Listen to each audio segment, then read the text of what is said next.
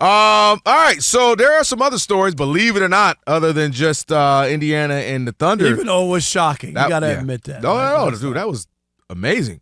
And we're going to get into that in just a little bit as we got some more numbers that have come out, some more information about the game. Everybody was saying that Adam Silver was dancing in the streets last night. I'm not so sure now, but we'll get to that. Dancing. You know how when people – never mind, I can't say that. All right. Tom Thibodeau fired in New York. We know that. But then the conversation becomes, Rob, well, why? Well, who? Who has something to do with it? Was it just the merit that he didn't overcome? He didn't get him to the finals? Was it something more sinister? Was it just he wore out his welcome? Was it the way he grinds the players? All that's come out. And now there are some reports that maybe that Cat may have had something to do with it, or it gets a little weird because Leon Rose is his agent, but he's also former agent of other players, and it gets really mixed up because you start to get some personal things in there.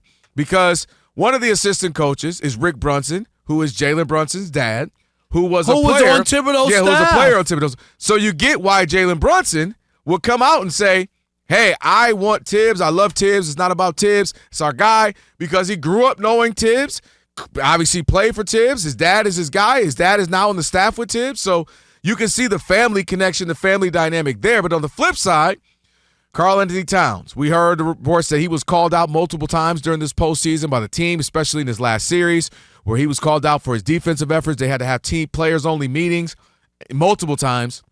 And Karl-Anthony Towns, by the way, had been benched in critical moments, critical games by Tibbs, didn't play big minutes in the fourth quarter a time or two.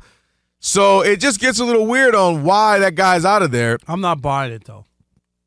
And, again, it could simply be the merit, but it's kind of weird that, again, 11 playoff wins, the furthest you've gotten in 25 years. Doesn't matter. I just think it's easy to want to point the finger at Cat or point it at a player because it doesn't make sense to me if Jalen Brunson has some cachet, right? He was on the podium. He's the one saying yes.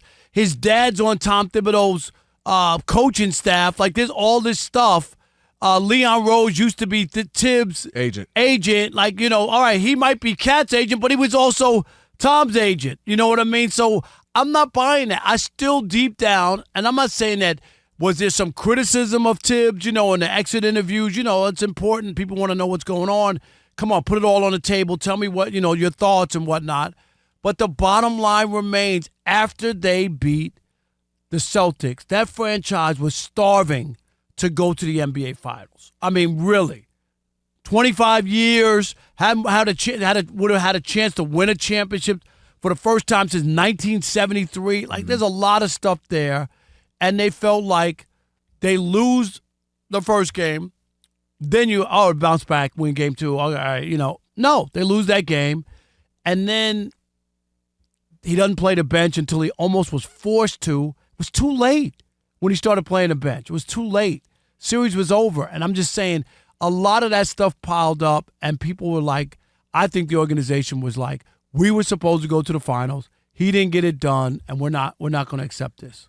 So that last point, right? That last point for you is a more minor point for me. I do think, you're like, hey, you kind of got outcoached by Rick Carlisle, and now we're not going to the finals. I do think that may be a smaller part. I think the bigger parts for me are a couple of things. One, we didn't see many adjustments from him throughout the postseason, including that playoff series against the Pistons.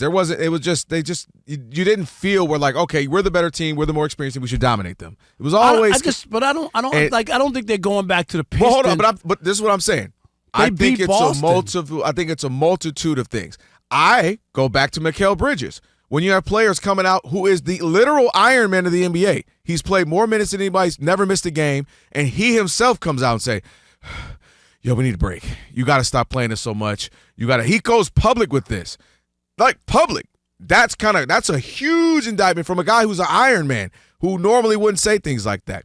And then you have the Cat issues. Not playing him. He's playing well at times. Never seen a got a good gel with that. I think that does matter. And I think Leon Rose being an agent does matter. Not saying it's the final nail in the coffin, but I think there's a bunch of toppings on that pizza where you can add this, and then finally losing. But he was agent for both people involved. Right, but we know what ultimately matters is players, unless you have a Phil Jackson type of guy or a Popovich. But if Jalen Brunson is your guy, right? Seriously, who was there before Cat, who got the thing going before they brought him along, and his dad is on Thibodeau's staff. It just doesn't make any sense to me. That's why those other pieces matter to me. If you got people going public, if you're having spouts with Cat, who we got and we're not getting rid of, this is just our guy now, and you obviously didn't get it done against the Celtics, I think all those things weigh, and now you get a position where they're like, all right, we have enough cachet, enough reasoning to let him go. Because if you're his agent, if you're Tibbs, you're saying, well, why would you let him go? 11 playoff wins, more than anybody else for you. Because you didn't get to where you wanted to go. I mean, and I would also, if I'm his agent, I'm also saying there's this guy, Kelvin Washington, who keeps screaming, they overachieved. And I know his co-host, Rob Parker, doesn't agree, but not a single human being on earth thought the Knicks were going to win the playoff. I mean, get to the finals. Yes, they did. Once they beat the Celtics, there was a ton of people, including the Knicks front office and ownership. That's what I'm trying to say. The expectations changed, and when he didn't deliver, we've seen it. I've seen it before. Then that's, you know what they did? I've seen it before. They underestimated the Pacers. The same Pacers that demolished the Cavaliers, who demolished the Knicks. No, but they lost two home games. Demolished everybody. They lost 2 home games. Who's they? The Knicks? The Knicks lost 2 home games to start their chance. They lost 2. Where are the adjustments after you blow game 1? Now, see, if they win game 2, then you could make an argument and the series went 7 and Indiana beat you. You lost your first 2 home games. But, Rob, this whole postseason has been kooky, where teams keep losing at home, teams that are supposed to win don't. We've seen more 20-point comebacks than we've ever seen. This entire playoffs has been weird. Losing at home, winning on the road. None of this has made sense to what it normally does. I wasn't shocked he got fired, and I told you that the day before he got fired. I wasn't surprised at all. All right, I think James Dolan has something to do with this, as he always does. I think he's playing with his band right now. I think he's playing with his band right now, and hopefully they do something right for the first time in their life, because they finally have some stability in the foundation. They better not go backwards, Rob.